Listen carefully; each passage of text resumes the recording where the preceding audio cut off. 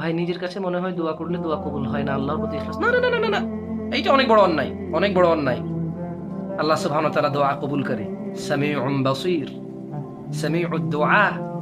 আপনি আল্লাহর কাছে দোয়া করবেন, সেই দোয়া কবুল হবে এই আস্থা রাখবেন, আল্লাহর প্রতি ভরসা রাখবেন। আপনি দোয়া করেছেন, আল্লাহ সেটা শুনেছে, এই আস্থা রাখবেন। আপনার দোয়া আল্লাহ কবুল করবেন, এই আস্থা রাখবেন। আপনি যা চেয়েছেন হয় তা পাবেন, না হয় তার কিছু কম পাবেন, না হয় এর বিনিময়ে অন্য কিছু পাবেন, না হয় এর বদলে একটা মুসিবত আপনার আশ্রয় হয়ে যাবে ইনশাআল্লাহ, না হয় একটা বড় মুসিবত ছোট হয়ে যাবে, না হয় ইয়মুল কিয়ামাতে আপনার যখন জান্নাতে যাওয়ার জন্য নেকির প্রয়োজন, এই দোয়াটা কাজে আসবে। আপনি যখন জান্নাতে প্রবেশ করবেন, উচ্চ মর্যাদার প্রয়োজন, আল্লাহ এই দোয়াটাকে নিয়ে এসে উচ্চ মর্যাদা দেবে। দোয়া করবেন আল্লাহর কাছে, চাইবেন মন ভরে, হাঁটতে উঠতে বসতে ঘুমাতে খেতে দোয়া করার জন্য ওযু থাকা জরুরি না।